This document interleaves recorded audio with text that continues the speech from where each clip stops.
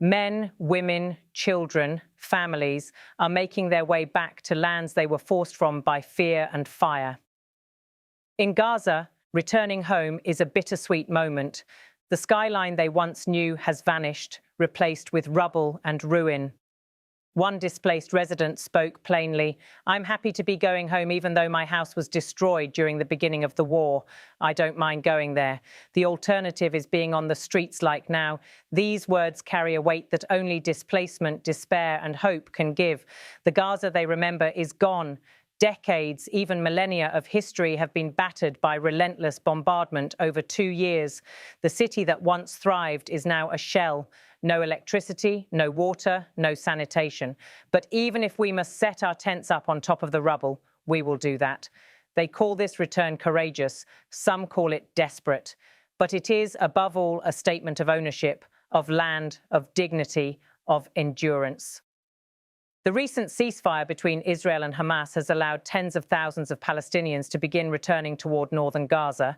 Under the terms of the agreement, Israeli troops pulled back, temporarily halting bombardment and opening corridors for movement. Many returnees travelled on foot, often bearing luggage or pushing carts. Some arrived at dawn, hoping to reach their neighbourhoods before darkness returned. One remarked, "The money we had for transportation, we paid it to the cart to carry our luggage. So we have to walk to the city, but that's okay. Gaza deserves it. Even if we have to go back crawling, such statements are not mere poetic flourish. They reflect the raw reality of a population that after years of displacement feels no choice but to reclaim what was lost, even in ruins. The destruction is total. As one observer put it, they're walking back into devastation. But as they do, they are reclaiming their lands. The once familiar streets have become battlefields of mortar craters, crumbling facades and debris. Many residents now must rebuild their lives in the shadows of what used to be their homes. And yet this is not a first. Over the course of the war, offensives pushed Palestinians south, forcing repeated displacement. The cycle of flight and return has been part of their lived experience. Some interpret Israel's strategy as a longer-term effort to displace and replace, a euphemism used by officials for voluntary migration. But for those under fire, migration is anything but voluntary. Now that policy lies paused under the ceasefire. Palestinians hope that this time the war is truly over. One returnee, as he reached the threshold of his former neighbourhood, whispered, "We know it will be a while before we get to remove it." Indeed, the rubble is everywhere. The streets are fractured, houses reduced to rubble and twisted metal. Even entire city blocks are levelled. The emotional toll is immense. Returnees grapple with memory and loss, with the weight of re-entering a place no longer recognisable. Yet for many, standing over their burial plots, visiting graves, or simply walking through empty rooms is part of reclaiming continuity. Another observer, walking between wreckage, noted, "This was not the first time they've been forced from their homes, not the first time they've returned." It is true, in previous phases of hostilities, Palestinians have been displaced, then returned, often under fragile ceasefires.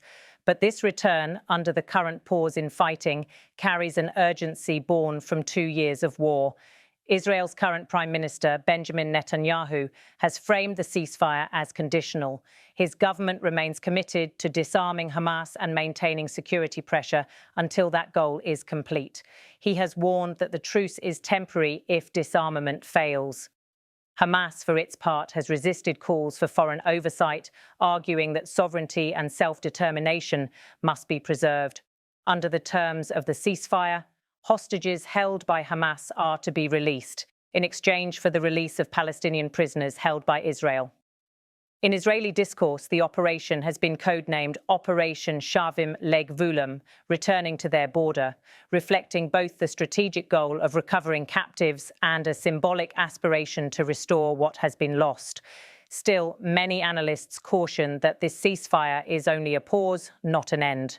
The underlying issues, Gaza's governance, the role of Hamas, reconstruction, accountability, remain unresolved. For those returning, the material challenge is almost overwhelming. According to assessments, over 75% of Gaza's buildings have been damaged or destroyed.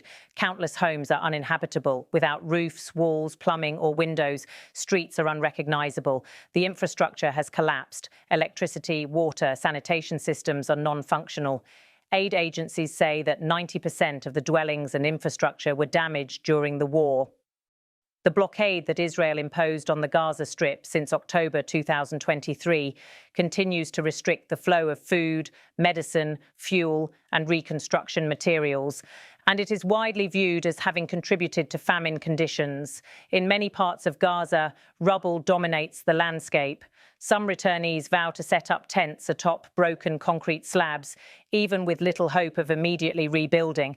Their resolve is a defiant refusal to give up on home. Returning under these conditions is not without danger. Unexploded ordnance, unstable structures, and deteriorating health conditions pose serious threats. Humanitarian agencies warn that a ceasefire alone is not sufficient. A massive surge of aid and reconstruction is urgently needed. One UNICEF spokesperson said, "When people get there, they're going to find rubble. They'll find that their homes and their neighbourhoods have been reduced to dust." In addition, the pace of reconstruction, the political clarity of Gaza's future, and the willingness of external powers to support recovery will determine whether this return can transform into sustainable revival, or whether many will be pushed away again.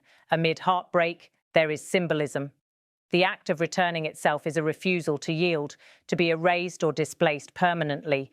Walking into ruin is a way of exerting a claim. The land remembers its people even when structures don't. One local observer, combining sorrow and resolve, declared, "Men, women and children returning to their lands after being forced from it by fear and fire." The phrase captures the sweeping human drama behind every return, each person carrying memories, losses, hopes. Some returnees have accompanied their first steps home with whispered prayers, others with tears, still others in silence. There is no neat choreography, only the messy, immediate struggle to live again in ruins. This is more than a humanitarian story. It is political theatre. The optics of tens of thousands returning to Gaza under a ceasefire send a message to the world that Gaza lives, that displacement cannot erase identity, that even after devastation, people will walk back. The ceasefire is fragile. Netanyahu has made it clear that Israel retains the option to resume operations if Hamas does not comply with disarmament.